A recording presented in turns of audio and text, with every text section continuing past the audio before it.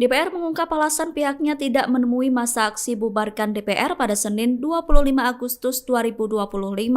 Wakil Ketua DPR RI Cucun Ahmad Syamsurical mengatakan bahwa pihaknya tidak menemui pendemo karena tidak terorganisir dengan baik. Menurut Cucun, tidak ada perwakilan yang jelas dalam menyampaikan aspirasi terkait aksi demo kemarin.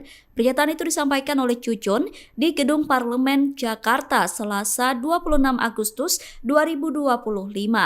Cucun lalu membandingkan dengan sejumlah aksi yang pernah terjadi di gedung DPR sebelumnya. Salah satunya aksi yang pernah dilakukan oleh mahasiswa maupun serikat buruh. Ia mengatakan dalam aksi tersebut selalu ada perwakilan yang jelas dari pendemo, termasuk diantaranya Badan Eksekutif Mahasiswa Seluruh Indonesia atau BEMSI. Download Tribun X sekarang, menghadirkan lokal menjadi Indonesia.